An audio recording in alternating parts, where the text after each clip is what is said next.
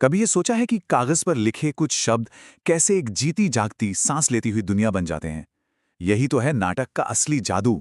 देखिए, ये सिर्फ एक कहानी नहीं है, ये एक अनुभव है, एक एक्सपीरियंस है जो सिर्फ और सिर्फ मंच पर ही जिंदा होता है। तो चलिए आज इसी सफर पर चलते हैं और समझते हैं कि एक स्क्रिप्ट को एक बेहतरीन कला बनाने का वो ग्रामर, वो व्याकरण क्या है। तो आज हम इन 5 हिस्सों पर बात करेंगे। सबसे पहले समझेंगे कि नाटक सिर्फ कहानी नहीं, एक दृश्य काव्य क्यों है। फिर देखेंगे कि इसमें समय का बंधन कैसे काम करता है। उसके बाद हम नाटक के व्याकरण, टकराव की ताकत और आखिर में उस रंगमंच के जादू के बारे में जानेंगे जो इन सब चीजों को एक साथ ले आता है। तो चलिए शुरू करते हैं पहले हिस्से से। आखिर साहित्य की इतनी बड़ी दुनिया में नाटक को क्या चीज सबसे अलग बनाती है? इसका इसका असली नेचर क्या है? देखिए, भारत की जो नाट्य परंपरा है ना, उसमें एक बहुत ही खूबसूरत शब्द है दृश्य काव्य। मतलब एक ऐसी कविता, एक ऐसी पोएट्री जिसे सिर्फ पढ़ा नहीं जाता, बल्कि जिसे देखा और महसूस किया जाता है। इसकी असली ताकत पन्नों पर नहीं है, वो तो स्टेज पर है, जहां सब कुछ हमारी आंखों के ठीक सामने हो रहा होता है और हम पूरी तरह से उसकी दुनिया में खिंचते चले जाते हैं। और यहीं पर नाटक और साहित्य की दूसरी विधाओं में एक बहुत बड़ा फर्क साफ नजर आता है। सोचिए, एक नॉवल या एक कविता, वो कागज पर ही पूरी है, उसे बस पढ़ने वाला चाहिए। लेकिन एक नाटक, अरे वो तो कागज पर बस एक अधूरा नक्शा है, एक ब्लूप्रिंट की तरह। असली इमारत, असली कहानी तो तब बनती है जब उसे मंच पर उतारा जाता है। तो अब आते हैं उस एक नियम पर जो नाटक को बाकी सभी आर्ट फॉर्म से बिल्कुल अलग खड़ा कर देता है, और वो नियम है समय का बंधन। एक बात पर गौर किया है कभी? कहानी चाहे शेक्सपियर के जमाने की हो या भविष्य में किसी स्पेसशिप की, नाटक हमेशा अभी मतलब प्रेजेंट टेंस में ही क्यों होता है? सब कुछ इसी वक्त में क्यों घटता है? इसका जवाब पता है कहाँ छिपा है?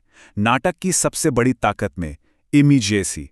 मतलब सब कुछ आंखों के सामने इसी पल में हो रहा है। हम कहानी सिर्फ पढ़ या सुन नहीं रहे होते, हम तो उसके गवाह बन जाते हैं, लाइव विटनेस। और यही इमीडिएसी, यही ताजगी हमें कहानी से सीधे डायरेक्टली जोड़ देती है। और मजे की बात यह है कि समय का ये नियम कोई नया नहीं है। हजारों साल पहले भरत मुनि ने अपने नाट्य शास्त्र में साफ लिखा था कि नाटक के एक एक्ट की लंबाई 48 मिनट से ज्यादा नहीं होनी चाहिए। वजह बहुत सिंपल, ताकि देखने वालों का ध्यान बना रहे। कमाल की बात है ना? कितनी गहरी समझ थी।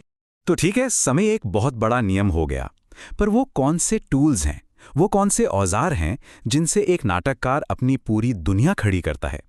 चलिए अब जरा नाटक के इस ग्रामर को, इसके व्याकरण को समझते हैं। देखिए, कोई भी नाटक हो, वो 3 मजबूत पिलर्स पर खड़ा होता है। सबसे पहला है कथ्य, माने कहानी का कोर आइडिया, उसका बीज। फिर आते हैं चरित्र, मतलब वो लोग जो इस कहानी को जीते हैं।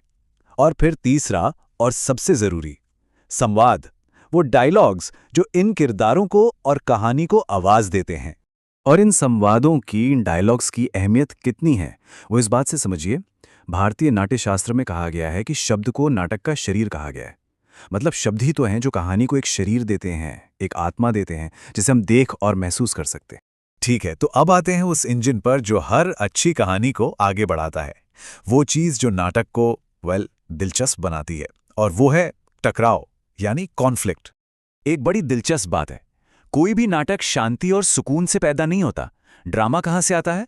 वो आता है प्रतिरोध से, रेजिस्टेंस से। ये हमेशा यथास्थिति, मतलब जो जैसा चल रहा है चलने दो वाली सोच को चैलेंज करता है।